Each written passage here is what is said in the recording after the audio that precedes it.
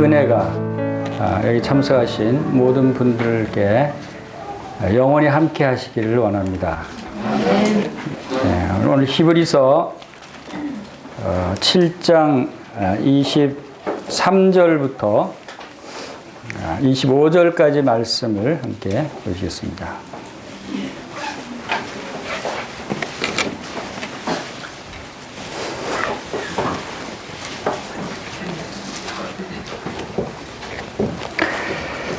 히브리서 7장 23절부터 25절 말씀 함께 크게 읽겠습니다. 시작.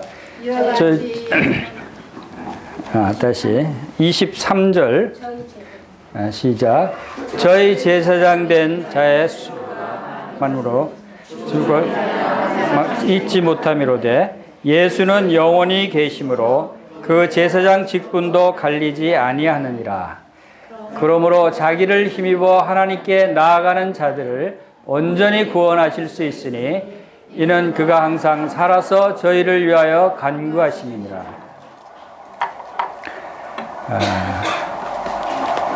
지난 시간에 22절까지 말씀을 살펴봤습니다. 특별히 히브리서 7장 말씀이 바로 멜기세덱 반차를 쫓는 우리의 대제사장 예수 그리스도에 대해서 말씀해 주고 있습니다. 우리가 그 하나님의 말씀을 읽을 때 이 말씀을 통해서 하나님이 어떠하신 분이신지, 또 예수 그리스도가 어떠하신 분이신지, 또 하나님께서 우리에게 어떠한 사랑을 나타내 보여주셨는지, 그 하나님과 나와의 관계가 어떠한 관계인지, 또 예수 그리스도는 나와 어떠한 관계인지에 대해서 우리가 성경 말씀을 통해서 알게 되고 또 믿게 되고, 그로 인해서 우리의 신앙이 자라가는 그러한 것을 우리가 보게 됩니다.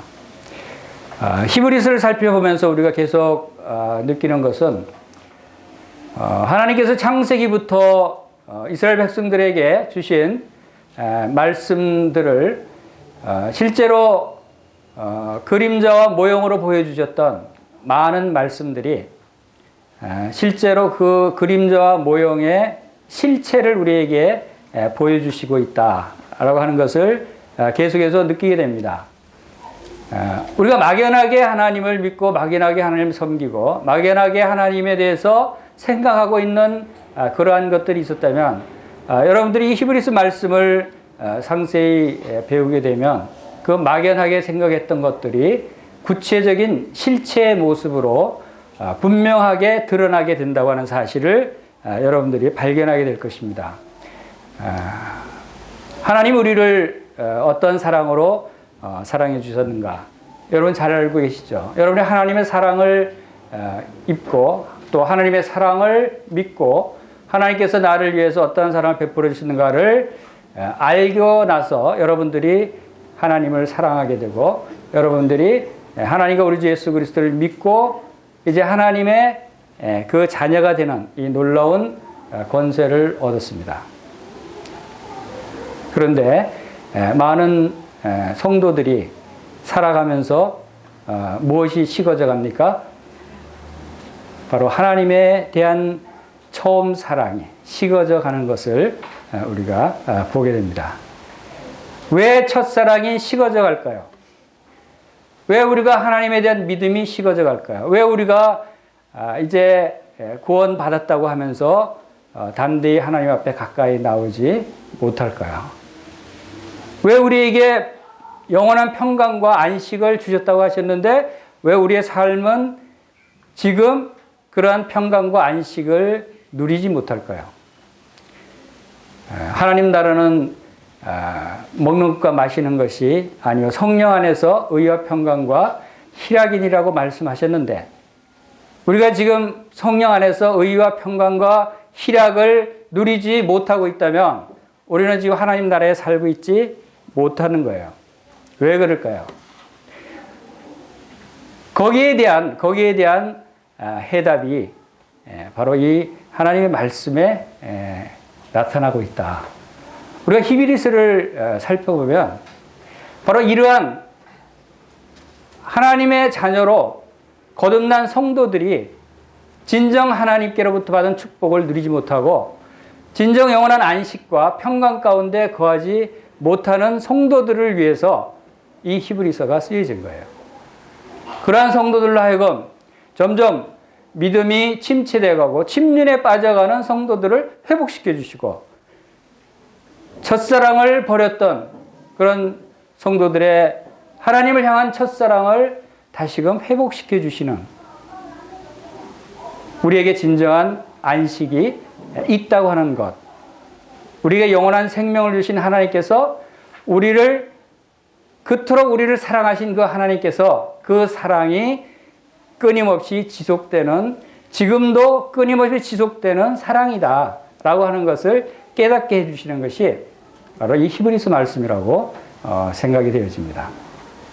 그래서 오늘 이 23절부터 25절 말씀의 제목을 예수님의 끊임없는 사랑이라는 제목으로 제가 붙여봤어요.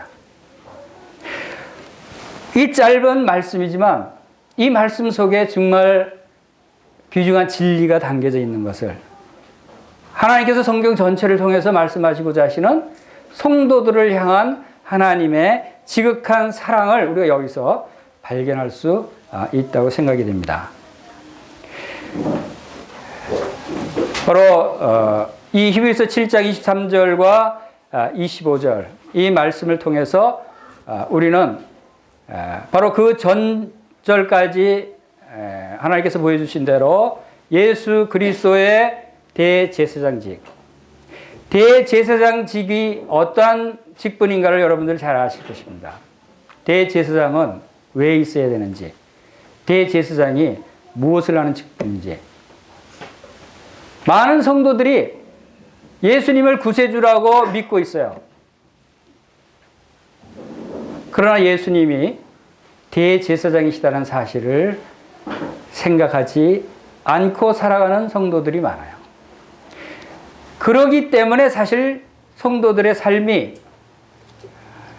힘이 없고 평강 가운데 기쁨으로 즐거이 신령과 진정으로 예배드리는 데까지 나오질 못하고 있는 것이다 라고 생각이 되어집니다. 여러분들이 진정 예수 그리스도께서 나의 대제사장이시다, 그리고 그분이 지금 나를 위해서 무엇을 하고 계신다 라고 하는 것을 알게 된다면 여러분들은 다시금 하나님을 향한 첫사랑이 회복될 것입니다. 여러분의 기쁨이 회복되고 여러분의 평안이 다시 찾아올 것입니다. 그것을 이 히브리서 말씀을 통해서 여러분들이 발견할 수 있게 되길 바랍니다. 우리의 대제사장 예수 그리스도, 그분은 멜기세덱 반차를 쫓는 영원한 대제사장이다 라고 하는 사실이 히브리서 7장의 주제였어요. 멜기세덱 반차를 쫓는 것은 지난 시간에 우리가 말씀을 살펴본 대로 어떤 내용이었어요? 멜기세덱은 의의 왕이요 평강의 왕이요 살렘 왕이라고 그랬어요. 그리고 영원한 대제사장이라고 그랬어요. 바로 예수 그리스도가 그와 같이 그 멜기세덱이 상징하는 바, 멜기세덱이 뜻하는 바는 바로 오늘날 우리의 대제사장이 의의 왕이요 살렘 왕이요 평강의 왕이요 우리의 영원한 대제사장이시다 라고 하는 것을 나타내 보여주고 있습니다. 그리고 이제 23절에서 25절 오늘 본문 말씀을 통해서 바로 우리의 대제사장에 대해서 네 가지 사실을 우리가 또 새롭게 발견할 수 있게 되기를 바랍니다. 그 첫 번째가 우리의 대제사장은 영원한 생명을 가지신 분이시다 라고 하는 것과, 두 번째는 우리의 대제사장 직분은 영원한 직분이다 라고 하는 것과, 또 우리의 대제사장은 영원한 간구를 하고 계시는 분이시다, 영원한 간구에 대해서, 그리고 마지막으로 우리의 대제사장은 영원한 구원을 이루시는 분이시다 라고 하는 이 네 가지 가장 중요한 내용이 바로 여기에 우리 오늘 본문에 담겨져 있다는 사실을 여러분들이 기억하시기를 바랍니다. 자, 그리고 이제 그 첫 번째로 우리의 영원한 생명, 대제사장은 영원한 생명을 가지신 분이시다 라고 하는 말씀이 23절과 24절 말씀에서 저희 제사장된 자의 수요가 많은 것은 죽음을 인하여 항상 잊지 못함이로되 예수는 영원히 계심으로 저희 제사장단 자의 수요, 이것은 누구를 이야기하냐면 바로 이스라엘 백성들이 율법에 따라 제사를 드렸던 아론 대제사장, 그리고 그 아들들, 그리고 레위 지파의 제사장들을 말씀하고 있는 것입니다. 그들이 수요가 많았어요. 왜 수요가 많았죠? 오래 살지 못하고 죽었어요. 또 죽으면 그 아들이, 죽으면 또 그 아들들이, 또 레위 지파의 많은 제사장들도 그들이 수명을 다하면 또 다음 사람이 그렇게 해서 오랜 기간 동안 수많은 제사장들이 나올 수밖에 없었어요. 그러나 우리의 대제사장 예수 그리스도는 그런 분들과 다르다는 거예요. 그 사람들은 항상 있지 못했지만 우리 예수 그리스도는 항상 계시는 분이시다는 거예요. 아론 대제사장은 호르산에서 123세의 나이로 그 제사장복을 벗고 죽었어요.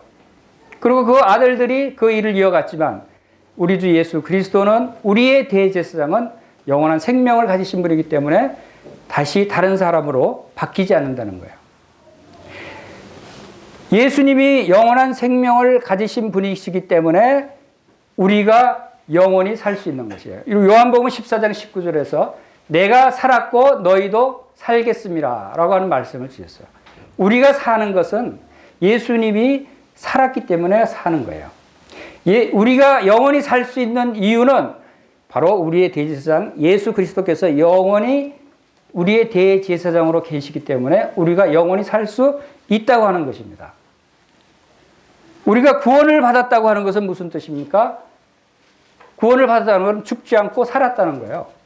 우리가 구원받았다는 것은 우리의 생명이 새로운 생명으로 다시 거듭났다는 것입니다.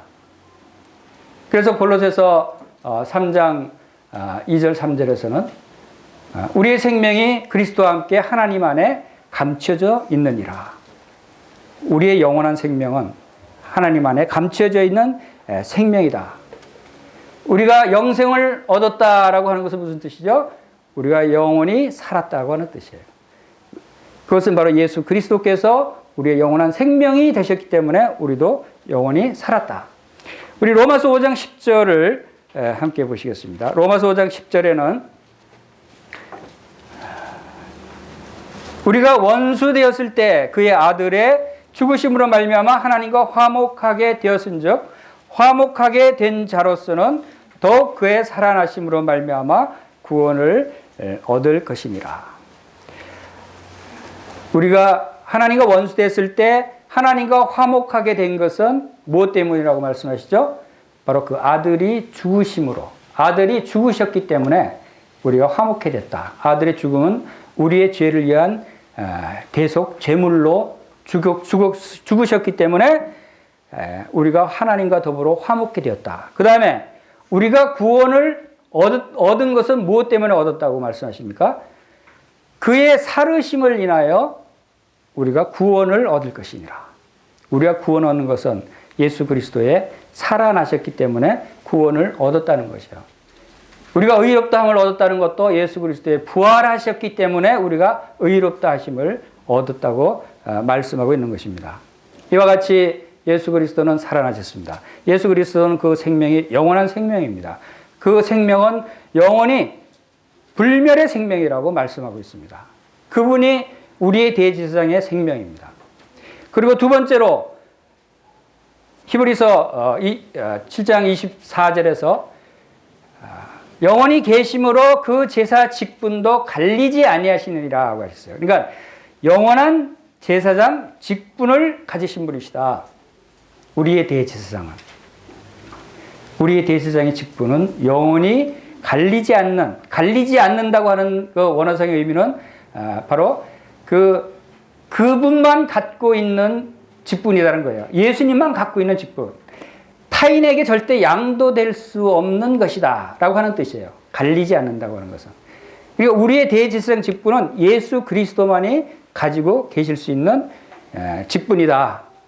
바로 이것이 우리의 영원한 대제사장이 우리를 위해서 제사장 직분을 어느 기간 동안 제사장 직분을 수행하는 것이 아니라 영원히 우리의 대제사장이시다 라고 하는 사실을 우리가 여기서 알 수가 있습니다. 제사장이라는 것은 어떤 직분입니까? 봉사의 직분이에요. 하나님을 위해서 봉사하고 백성들을 위해서 봉사하는 거예요. 자기 자신을 위한 직분이 아니라는 거죠. 그렇다면 예수님은 누구를 위해서 살고 계십니까? 우리를 위해서 봉사하고 계신다는 거예요. 우리를 위해서 살아가고 계신다는 거예요. 그것도 영원히 우리를 위해서 살아가시는 분이시다. 여러분 이것을 꼭 기억하시길 바랍니다. 그 다음에 세 번째로 25절 말씀에서 우리가 또 발견할 수 있는 것은 그러므로 자기를 힘입어 하나님께 나아가는 자들을 온전히 구원하실 수 있으니 이는 그가 항상 살아서 저희를 위하여 간구하심이니라 그랬어요. 영원한 간구를 하시는 우리의 대제사장이시다. 우리 다 같이 한번 따라해 보겠습니다. 우리의 대제사장은 우리를 위해서 영원히 간구하신다. 여러분 오늘 이 말씀을 여러분들이 꼭 기억하고 돌아가시기 바랍니다. 잊지 마시길 바랍니다. 예수님은 항상 살아서 누구를 위해서 간구하고 계시냐면 나를 위해서, 우리를 위해서 간구하고 계신다. 얼마 동안 간구하시죠? 한 달 동안? 하루 동안? 매 순간순간마다 항상이라는 뜻이 뭐지? 항상이라는 것은 끊임이 없는, 그치지 않는 항상이라는 단어가 끝이지 않고 끊임없이 지속되는 뜻이에요. 그것은 영원한 것을 의미하는 것이에요. 여러분 예수님이 여러분을 위해서 끊이지 않고 멈추지 않고 매 순간마다 매달마다 매년 영원토록 지속해서 여러분을 위해서 기도하고 간구하고 계신다 라고 하는 것을 생각하시기 바랍니다. 꼭 기억하시길 바랍니다. 이것이 오늘 말씀의 핵심이에요. 이것을 여러분들이 계속 기억하신다면 여러분들의 잃어버렸던 첫사랑을 회복할 수 있어요. 여러분들이 뒤로 물러가 침륜에 빠져있던 여러분의 믿음을 다시금 돌이킬 수 있어요. 회복시킬 수 있어요. 여러분 마음 가운데 기쁨과 즐거움을 회복할 수 있다고 생각이 되어집니다. 자, 예수님이 우리의 대제사장 되셨는데 그분이 왜 이렇게 우리를 위해서 항상 쉬지 않고 간구하셔야 될까요? 예수 그리스도께서 우리를 위해서 이 땅에 오셨고 우리를 위해서 십자가에 죽기까지 하셨어요. 그리고 부활하셔서 하나님 보좌 우편에 올라가셨어요.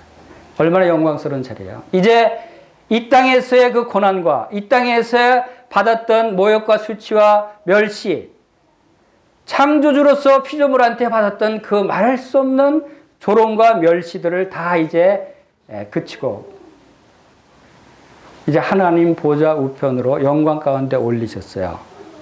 얼마나 놀라우신 분이에요. 그런데 그 하나님 보좌 우편에 오르신 예수 그리스도 그분께서 이제는 만물을 통치하시고 그 영광 가운데 본래 가지셨던 그 통치권을 행사하시면서 영광을 누리셔야 마땅한 그분이 지금 뭘 하고 계세요? 지금 하늘에서 뭘 하고 계셔요? 여러분들을 위해서 간구하고 계신다는 거예요. 여러분들을 위해서 간구하고 계셔요. 왜 우리를 위해서 이렇게 간구하셔야 되는가?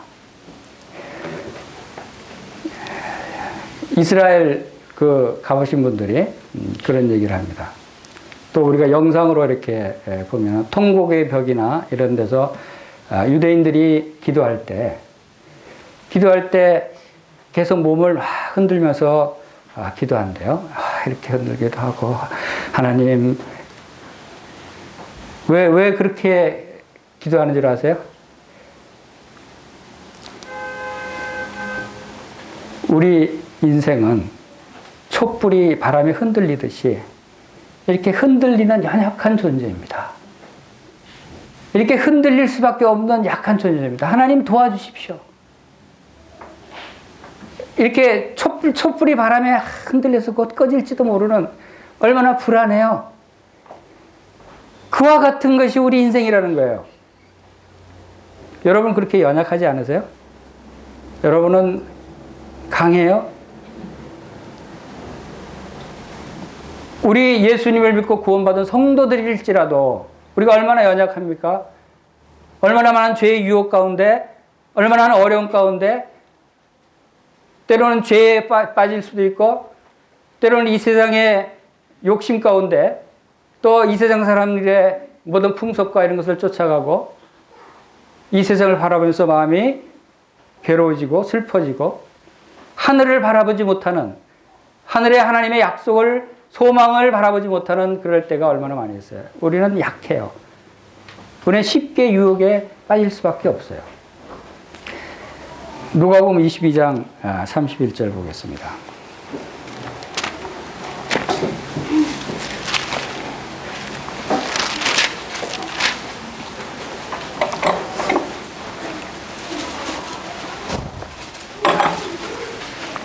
누가복음 22장 31절 32절 시몬아 시몬아 보라 사탄이 너희를 밀가부르듯 하려고 요구하였으나 그러나 내가 너를 위하여 내 믿음이 떨어지지 않기를 기도하였노니 너는 돌이킨 후에 내 형제를 굳게 하라. 그가 말하되 주여 내가 주와 함께 오게도 죽는 데도 가기를 각오하였나이다. 이르시되 베드로야 내가 내게 말하노니 오늘 닭 울기 전에 내가 3번 나를 모른다고 부인하리라 하시니라.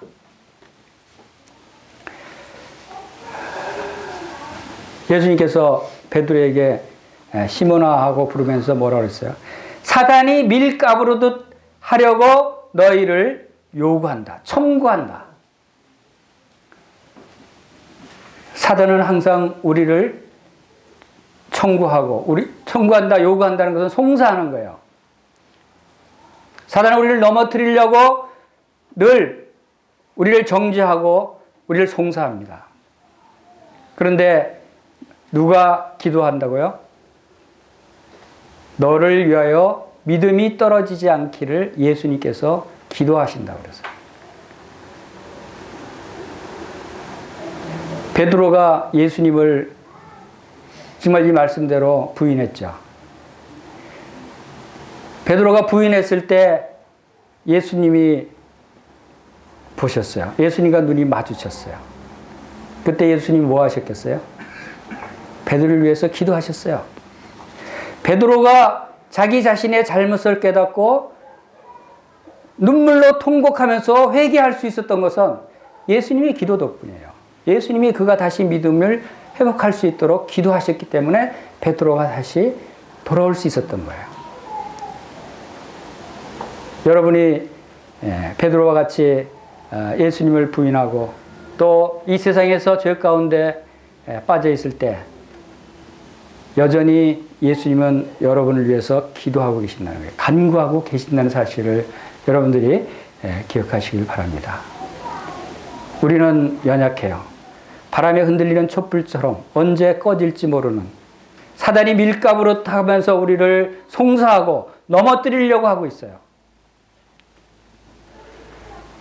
성경에 사단이 성도들을 대적하고 송사하는 그런 내용들이 여러 군데 나오죠. 우리 로마서 8장 보겠습니다. 로마서 8장이 바로 이러한 것에 대한 하나님께서 우리에게 담대한 믿음을 갖도록 말씀하시는 말씀들이라고 생각이 되어집니다. 로마서 8장 31절 말씀입니다.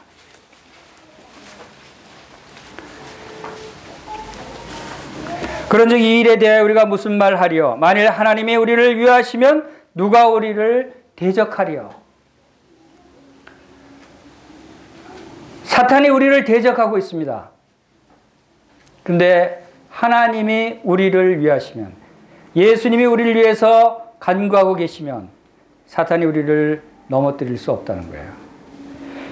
33절에 누가 능히 하나님께서 택하신 자들을 고발하리요? 의롭다 하시니는 하나님이시니. 사탄은 우리를 고발하고 있어요.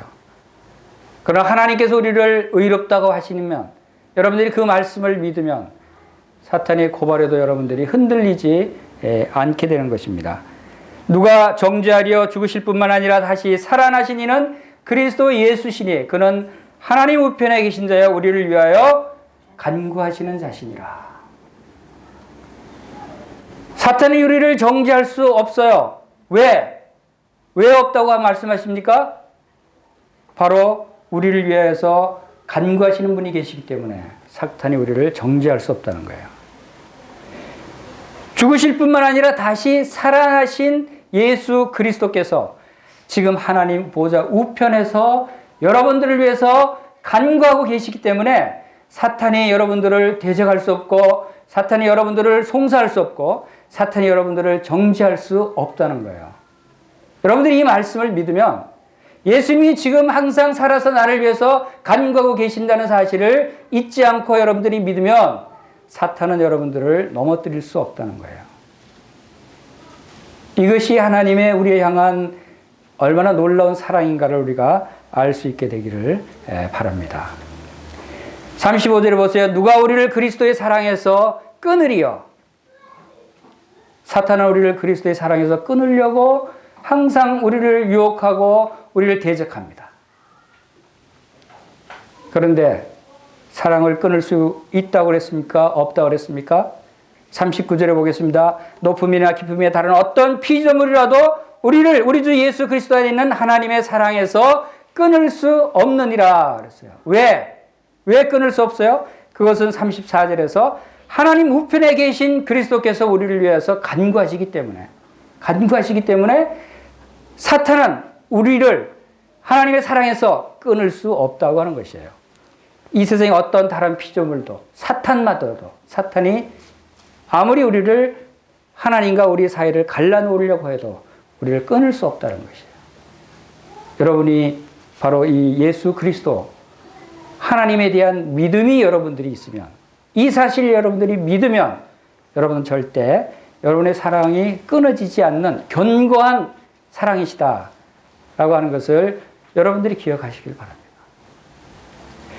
예수님은 우리를 위해서 계속해서 기도하고 계셔요. 간구하고 계셔요. 예수님이 어떤 간구를 하고 계실까요?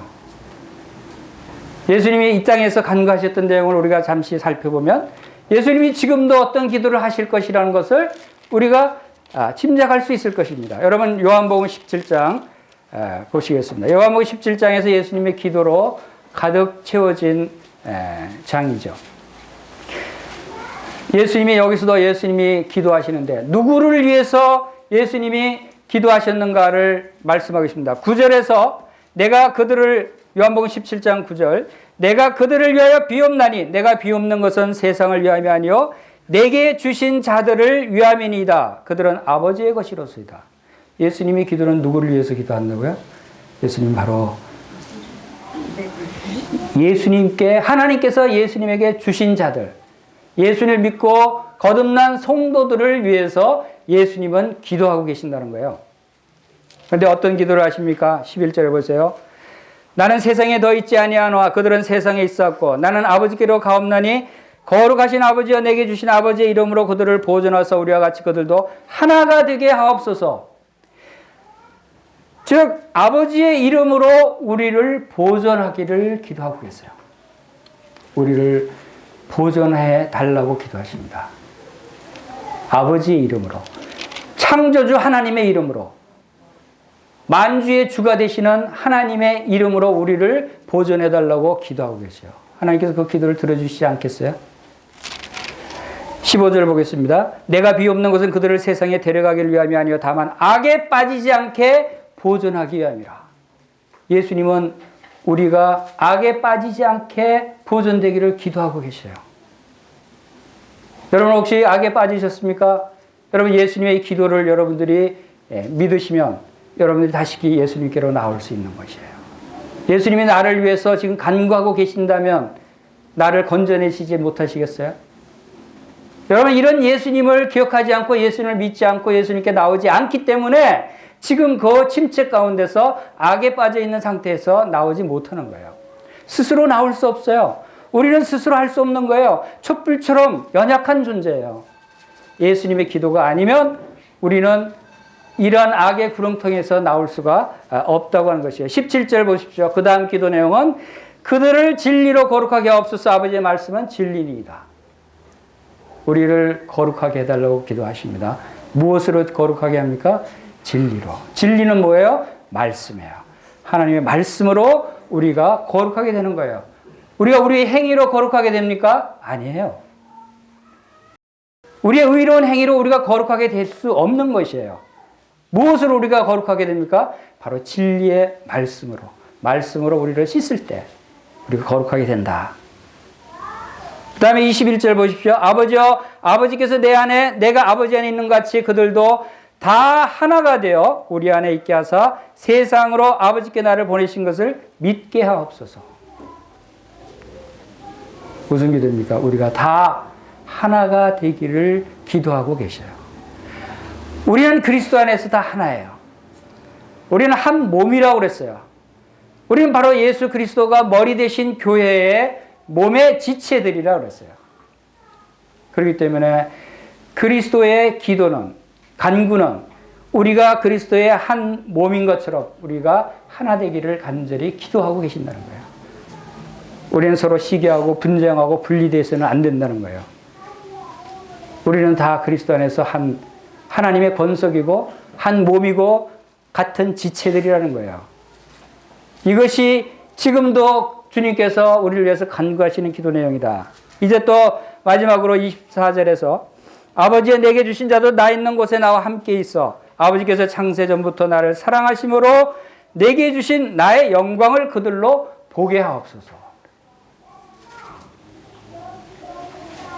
예수님께 주신 그 영광을 우리도 성도들도 보게 하기 위해서 간구하신 거예요.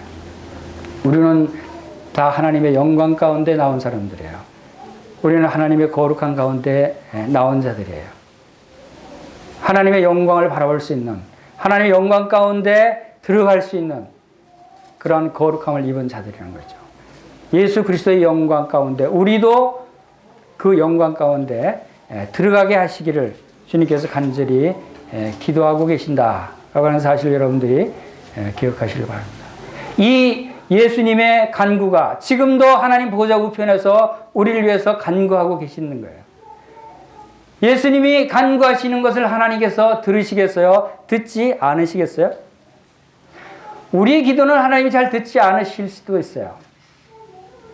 근데 예수님이 지금 그것도 어디서 기도하셔요?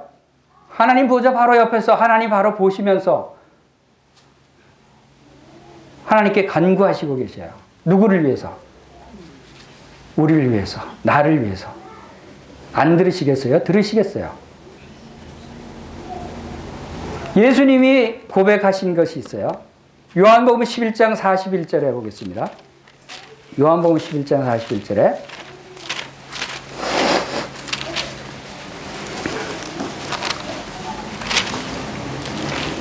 돌을 옮겨놓으니 예수께서 눈을 들어 우러러보시고 이르시되 아버지여 내 말을 들으신 것을 감사하나이다.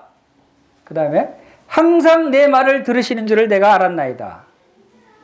그러므로 이 말씀 하옵는 것은 둘러선 무리를 위함이니 곧 아버지께서 나를 보내신 것을 그들로 믿게 하려 함이라. 예수님이 뭐라고 그러셨어요? 항상 내 말을 들으시는 줄을 알았나이다. 예수님의 간구는 항상 하나님께서 들어주셔요. 이루어주셔요.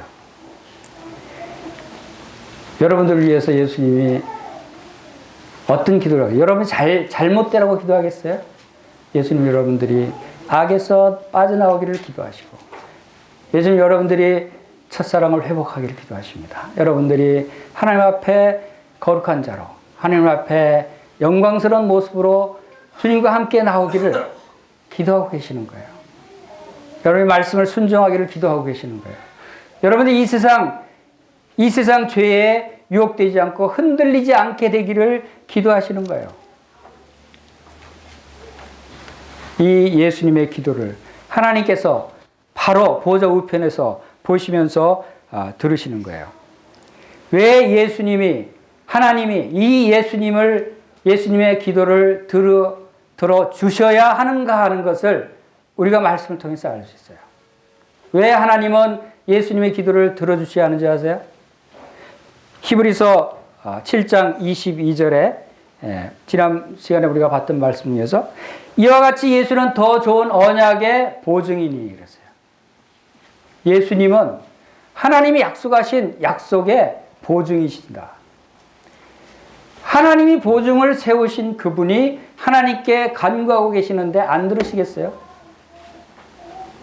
들어주실 수밖에 없는 거예요. 우리는 이 예수님을, 우리를 위해서 간구하고 계시는 이 예수님께 믿음으로 나와야 돼요. 그리고 여러분이 하나님께 꼭 기도할 내용이 있으면 예수님께 부탁을 하십시오. 예수님은 우리를 대신해서 하나님께 기도하시는 분이세요. 우리 요한일서 2장 1절 말씀 보겠습니다. 요한일서 2장 1절에 신약성경 389쪽에 나의 자녀들아 내가 이것을 너에게 쓰면 너희로 죄를 범하지 않게 하려 함이라. 만일 누가 죄를 범하여도 아버지 앞에 우리에게 대언자가 있으니 곧 의로우신 예수 그리스도시라. 예수님이 우리에게 누구라고요? 다 같이 따라하겠습니다. 대언자이시다. 대언자는 대신 말해주는 분이죠. 하나님께 나를 대신해서 간구해주고 계시는 분이시라는 뜻이에요. 예수님이. 이 예수님이 우리의 대제사장이기 때문에 이 일을 하시는 거예요. 대제사장의 역할은 바로 이러한 것이에요. 우리를 대신해서 하나님께 대언하시는 분이세요. 여러분이 죄를 지으셨습니까? 여러분이 하나님과의 교제를 방해하는 것이 무엇입니까? 여러분이 하나님께 가까이 나아가게 하지 못하는 것이 무엇입니까? 여러분이 하나님께 예배를 드리지 못하게 하는 것이 무엇입니까? 여러분 속에 있는 죄예요. 여러분의 양심의 죄책을 느끼기 때문에 스스로 하나님께 가까이 나오지 못하는 거예요. 하나님이 가까이 나오지 못하는 것이 절대 아닙니다. 여러분이 죄가 있다고 하나님이 나오지 마 하는 것이 아니에요. 여러분 스스로가 나오지 않는 거예요. 왜? 죄가 우리와 하나님 사이를 갈라놓는 주범이에요. 하나님이 우리를 갈라놓으시는 것이 아니라 죄라는 놈이 우리를 하나님께 가까이 나가지 못하게 갈라놓는다 그랬어요. 예수 그리스도의 십자가의 보혈을 통해서 구원을 받은 거듭난 성도들일지라도 성도들이 죄를 범했을 때 스스로 자기 자신의 양심의 죄책을 느껴서 하나님을 멀리하게 되는 거예요. 어떻게 하면 그것을 회복할 수 있습니까? 어떻게 하면 여러분들이 다시 하나님께 담대하게 나올 수 있어요? 바로 우리의 대언자 되신 예수 그리스도를 믿고 예수 그리스도께 나와야 돼요. 예수 그리스도께 나온다는 것은 무엇을 의미하죠? 그것이 요한일서 1장 9절 말씀에 나와 있죠. 만일 우리가 죄를 자백하면 그는 미쁘시고 의로워서 우리 죄를 사하시며 우리를 모든 불의에서 깨끗게 하실 것이요. 자백하면 우리를 용서하신다. 누구에게? 바로 하나님께, 예수 그리스도께. 바로 우리의 죄를 자백하기를 원하시죠. 자백한다고 하는 것은 무슨 뜻입니까? 자백은 왜 용서를 구하면 용서해 주신다고 말씀하지 않고 자백하면 그랬을까요? 자백과 속죄를 구하는 것과 무엇이 다르죠? 여러분의 어린아이가 잘못했을 때 어린아이가 여러분에게 어떻게 하죠? 잘못했어요. 용서해 주세요. 그러죠? 자백하는 자녀들이 있었어요? 스스로? 어머 제가 뭐 잘못했어요. 하고 스스로 자백하는 아이들 드물죠? 자백과 용서해달라고 간구하는 것과는 아주 다른 것이에요. 주님은 무엇을 원하시냐면 용서해달라고 간구하는 것을 원하지 않고 우리에게 자백하기를 원하셔요. 자백이라고 하는 것은 우리 스스로 내가 내 양심상에 나를 판단하고 나를 심판해야 할 수 있는 거예요. 내가 잘못된 것을 뉘우치고 스스로 회개하고 내가 이것은 하나님께 잘못한 것이야. 나는 죄를 받아 마땅해. 주님 이러한 나를 용서하시고 받아주시옵소서 하고 스스로 자기 자신을 판단하고 심판하는 모습이 자백의 모습이에요. 그런데 용서를 간절히 구하고 나오는 사람은 어때요? 그런 모습보다도 우선 내가 당하게 될 형벌에 대한 두려워서 형벌을 피하려고 자기 회개하고 뉘우치는 것보다는 형벌을 피하려고 간구하는 거예요. 자기 자신의 잘못을 깨닫고 뉘우치지 않고. 그래서 용서를 받으면 다음에 또 그런 짓을 또 해요. 그러나 자백하는 사람은 다른 것이에요. 그 마음을 진정으로 주님 앞에 내려놓고 내 자기 자신이 잘못된 것을 인정하고 내려놓는 것이 자백이에요.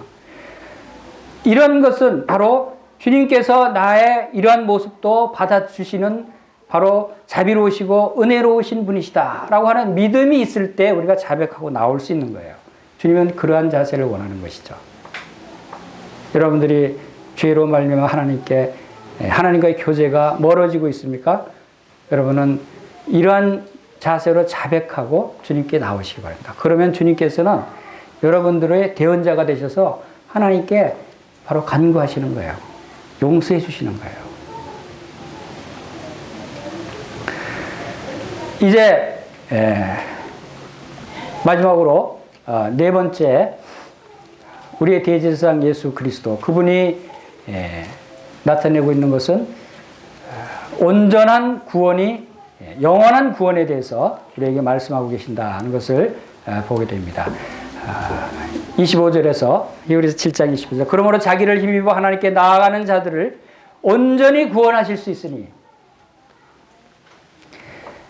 온전히 구원하시는 우리의 대제사장이시다라고 하는 사실을 여러분들이 믿으시기를 바랍니다. 그런데 이 온전히 구원하시는 것은 무엇 때문에 온전히 구원하실 수 있다고 그러셨습니까? 이는 그가 항상 살아서 저희를 위하여 간구하심이 있더라. 우리를 위해서 항상 살아서 간구하시기 때문에 우리를 온전히 구원하실 수 있다는 거예요. 여러분 구원 받으셨죠? 온전히 구원 받았는데 뭘 또 온전히 구원을 받아야 되나요? 이렇게 생각하시는 분이 혹시 있을지 모르겠습니다. 네, 우리의 구원은 영원한 구원이에요. 우리가 십자가의 보혈을 통해서 구원받은 우리의 구원은 영원한 구원이에요. 그러나 이 구원받은 성도들이 살아가면서 죄를 짓게 될 때 그 죄의 문제를 온전히 해결하고 또 우리가 주님께서 다시 오실 때 온전히 흠없고 점없는 모습으로 주님 앞에 나설 수 있도록 우리의 죄를 용서하시고 받아들일 수 있는 그 대제사장이 바로 우리를 위해서 간구하시기 때문에 우리가 이렇게 온전히 구원을 받을 수 있는 거예요. 이것이 하나님의 놀라우신 사랑입니다. 우리가 구원함을 받았다고 하는 것은 성경에는 우리가 예수 그리스도의 십자가의 보혈을 통해서 그분을 믿고 거듭난 성도들은 영원히 멸망을 당하지 않고 영원히 형벌을 받지 않아요. 그러나 우리가 살아가면서 짓게 되는 이 죄로 인해서 하나님과의 교제가 끊어질 수 있어요. 그것은 마치 요한복음 13장에서 예수님이 제자들에게 발을 씻겼을 때 베드로에게 온몸을 씻은 자는 발밖에 씻을 필요가 없느니라고 하신 말씀대로 성도들은 온몸을 다 씻은 자와 같아요. 모든 죄를 다 용서함 받았어요. 그러나 살아가면서 짓는 죄들은 발이 더러워지는 것 같기 때문에 집에 들어가려면 더러운 발로 들어갈 수 있어요. 그 발을 씻어야 집에 들어갈 수 있다는 거예요. 우리는 그 발을 씻을 필요가 있는 것이죠. 그것이 바로 우리를 위해서 간구하시는 대제사장이 그 일을 위해서 간구해 주시는 거예요. 그것을 믿을 때 여러분들은 발도 깨끗함을 입어서 하나님의 거룩한 처소에 들어갈 수 있다고 하는 사실을 여러분들이 기억하시길 바랍니다. 이것이 하나님의 사랑이에요. 여러분 하나님의 사랑이 예수 그리스도 십자가의 보혈로 하나님께서 우리의 놀라운 사랑을 베풀어 주셨다고 믿고 우리는 하나님께 대한 첫사랑을 나타냈어요. 얼마나 뜨거운 사랑을 나타냈어요. 여러분 예수님이 나를 위해서 그 목숨을 내어주셨다니 하나님께서 나를 위해서 독생자까지 내어주셨다니 얼마나 놀라운 사랑입니까? 그 사랑을 알고 깨닫고 믿었을 때 여러분들이 하나님께 대해서 첫사랑으로 얼마나 뜨거운 사랑을 하나님께 나타내셨어요. 그런데 이제 다 식었죠? 왜 그 사랑이 식었을까요? 계속해서 그 첫 십자가의 사랑만 생각했기 때문에, 이제 과거의 사랑이었기 때문에, 이제 나 그 사랑을 믿고 구원받았으니까 이제 뭐 어떻게든 천국엔 갈 거 아니야? 이렇게 생각하기 때문에 그 사랑이 식어지는 거예요. 그러나 하나님의 사랑은 끝나지 않은 사랑이에요. 하나님의 사랑은 지속되는 사랑이에요. 왜? 예수 그리스도를 십자가에서 다시 죽게 하시고 부활시키셔서 지금 하나님 보좌 우편에서 우리를 위한 대제사장으로 삼으셨어요. 자, 예수님이 한번 죽으셨죠? 이제 다시 살아나셨어요. 그러면 이제 제2의 삶을 사시는 거예요. 첫 번째 삶은 이 세상에서의 삶이었어요. 죽음으로 우리를 위한 희생 제물로 드려지셨던 첫 번째 삶이었어요. 두 번째 삶은 이제 하늘 보좌 우편에서 우리의 대제사장으로 사시는 거예요. 우리의 대제사장으로 사시도록 하나님께서 그 직분을 세워주신 거예요. 그렇다면 예수님은 제2의 삶을 누구를 위해서 사십니까? 항상 누구를 위해서 기도하고 계세요? 항상 우리를 위해서 기도하고 계시기 때문에 지금 제2의 삶마저도 우리를 위해서 살고 계신다는 거예요. 예수님이. 그리고 끝없이 영원히 예수님은 우리를 위해서 살아가고 계신다는 거예요. 지금 이 순간에 여러분을 위해서 간구하시는 그분이 이제 그 놀라운 영광 가운데 계시지만 그곳에서도 누구를 위해서 생각하고 누구를 위해서 간구하고 계십니까? 그것도 항상 끊이지 않고 지속해서 여러분만을 생각하고 살아가고 계신다는 거예요. 얼마나 놀라운 하나님의 사랑이에요. 이 사랑을 여러분들이 깨달으셔야 하는 거예요. 하나님의 사랑은 끝나지 않았어요. 하나님의 놀라운 독생자를 우리에게 내어주신 하나님의 사랑은 끝나지 않은 사랑이에요. 지금도 다시 살아나신 독생자를 우리를 위해서 내어주셨어요. 우리 로마서 8장 32절 보겠습니다. 로마서 8장 32절에서 자기 아들을 아끼지 아니하시고 우리 모든 사람을 위해 내어주신 이가 그랬어요. 어찌 그 아들과 함께 모든 것을 우리에게 은사로 주시지 않겠느냐. 여기서 보면은 자기 아들을 아끼지 아니하시고 모든 사람에게 내어주셨었어요. 과거의 일이죠. 모든 사람에게 십자가에 내어주셨어요. 그리고 이제 다시 그 아들과 함께 우리에게 모든 것을 주시는데 아들과 함께 다시 주신다는 거예요.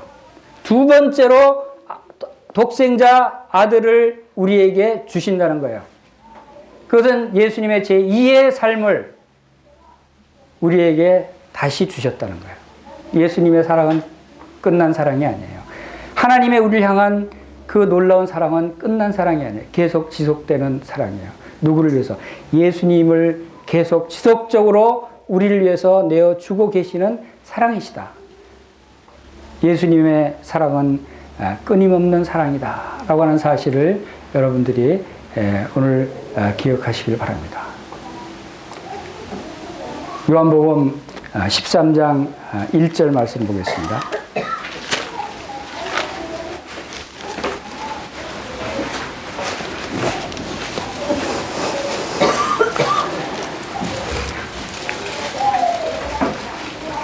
요한복음 13장 1절에서 유월절 전에 예수께서 자기가 세상을 떠나 아버지께로 돌아가실 때가 이런 줄 아시고 세상에 있는 자기 사람들을 사랑하시되 끝까지 사랑하심이라 그랬어요.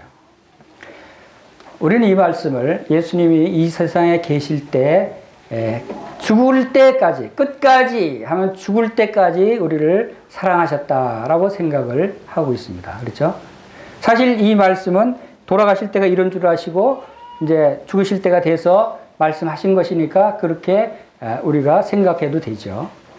그러나 성령님께서는 우리에게 여기다 더해서 무엇을 생각하게 하시냐면 이 끝이라고 하는 것은 하나님에게 끝은 영원한 것이에요. 우리의 삶에 우리의 생명도 영원한 것이에요. 우리의 삶의 끝이 이 세상이 아니에요. 예수님의 삶의 끝도 이 세상이 아니라는 거죠. 영원한 삶을 가지신 예수님, 영원한 삶을 살게 하시는 우리에게 끝까지 사랑하시는 거예요. 그 끝은 바로 영원토록 사랑하신다는 거예요. 그래서 이 세상에 있을 때 끝이 아니라 이제는 다시 살아나셔서 새로운 삶을 사시는 우리의 대제사장 예수 그리스도의 그 삶도 그 삶의 끝까지 항상 영원히 우리를 위해서 간구하고 계신다. 그런데 무슨 걱정이 있겠어요? 예수님 우리를 위해서 간구하고 계시는데, 우리를 사랑하시는데, 끝까지 사랑하시는데, 끝없는 사랑을 우리에게 베풀어 주시는데 우리가 무슨 걱정을 할 필요가 있겠어요? 믿음으로 나오는 사람들은 이제 걱정하지 않아요. 염려하지 않아요. 다시금 이 놀라운 하나님의 사랑을 여러분들이 깨달을 때 여러분 하나님의 향한 첫사랑이 다시 회복될 수 있는 거예요. 지금도 과거에 그렇게 나를 뜨겁게 사랑하셔서 독생자를 주시던 하나님께서 지금도 독생자를 나를 위해서 내어주시는 끝까지 사랑하시는 하나님을 여러분들이 믿으면 여러분들도 끝까지 지속적으로 하나님을 사랑하게 되지 않겠어요? 우리는 하나님을 사랑해야 되는 것이에요. 우리의 삶을 끝까지 책임지시는 하나님, 하나님께 여러분들이 나올 수 있게 되기를 바랍니다. 우리 마지막으로 유다서 1장 24절 말씀 보고 마치겠습니다. 유다서 1장 24절, 신약성경 요한계시록 바로 전에 유다서 있죠.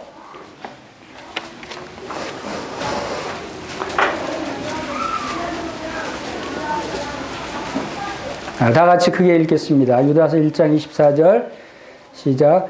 능히 너희를 보호하사 거침이 없게 하시고 너희로 그 영광 앞에 흠이 없이 즐거움으로 서게 하실 자 곧 우리 구주 홀로 하나이신 하나님께 우리 주 예수 그리스도로 말미암아 영광과 위엄과 권력과 권세가 만고 전부터 이제와 세세 있을지어다. 아멘.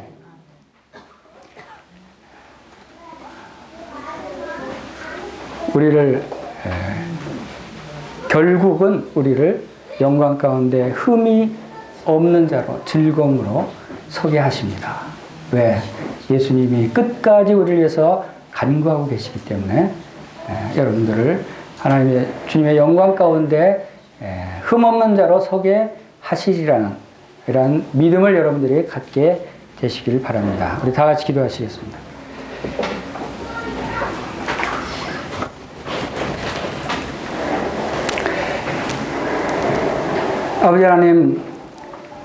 아버지 하나님의 저희들을 향한 이 크고 놀라운 사랑을 생각할 때마다 감사를 드립니다. 보라, 아버지께서 어떠한 사랑을 우리에게 베푸사 우리로 하나님의 자녀라 일컬음을 얻게 하셨는고 라는 이런 말씀처럼 우리가 하나님의 놀라운 사랑을 생각할 때마다 참으로 그 크고 놀라우신 사랑에 감사를 드립니다. 또한 이제 저희들이 다시 깨닫게 하시는 것은 아버지께서 어떠한 사랑을 우리에게 베푸사 우리로 하나님의 자녀로 살아가게 하시는 고 하는 이 고백을 드릴 수 있도록 성령님께서 인도하시기를 원합니다. 우리의 삶을 통해서 많은 어려움과 부끄러움과 또 허물과 죄악 가운데 있을지라도 지금도 항상 살아서 우리를 위해서 간구하시는 우리 주 예수 그리스도의 간구로 말미암아 능히 우리를 고치시고 우리를 용서하시고 우리를 회복시키시고 우리로 다시금 하나님의 영광 가운데 흠없는 자로 서게 하실 아버지 하나님께 찬양과 경배를 올려드립니다. 저희들을 지키시고 보호하시고 하나님의 이름이 저희 가운데 있게 하셔서 악으로부터 보호해 주시고 사단의 괴계로부터 보호해 주시고 이제 담대히 하나님의 보좌 은혜의 보좌 앞으로 나올 수 있도록 아버지 하나님 저희들에게 믿음을 허락하시고 은혜로 인도해 주시기를 간절히 원합니다. 이 시간을 함께 하신 것을 감사를 드리며 우리 주 예수님의 귀하신 이름으로 감사하며 기도하옵나이다. 아멘.